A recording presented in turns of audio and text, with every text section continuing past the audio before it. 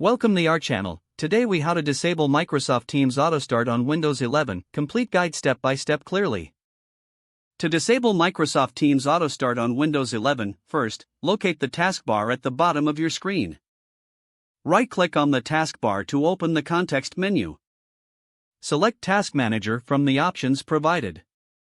In the Task Manager window, click on the Startup tab at the top. Here, you will see a list of applications that are set to run at startup. Find Microsoft Teams in the list of startup applications. Once you locate it, click on Microsoft Teams to select it. Now, look for the Disable button in the lower right corner of the window. Click on the Disable button to prevent Microsoft Teams from starting up automatically. Next, close the Task Manager by clicking the X in the upper right corner. To ensure the changes have taken effect, you can restart your computer. After the restart, check if Microsoft Teams opens automatically. If it doesn't, you have successfully disabled the AutoStart feature.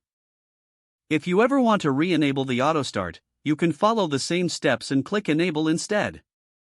If the page does not load, refresh the browser or try again in a private or incognito window. Make sure you are using the correct email address, then retype it carefully to avoid small typos. If your password is not accepted, use the reset option and create a new strong password you can remember. Check your spam folder for verification or security emails, then complete any requested confirmation steps. Enable two-factor authentication if available to improve account security and reduce unauthorized access risk. After signing in, review your profile details so your contact information and settings are accurate and current.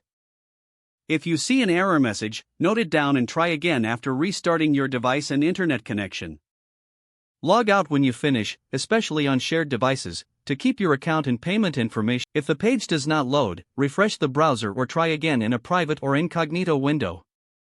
Make sure you are using the correct email address, then retype it carefully to avoid small typos. If your password is not accepted, use the reset option and create a new strong password you can remember.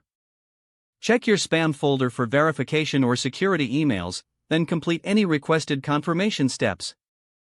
Enable two-factor authentication if available to improve account security and reduce unauthorized access risk.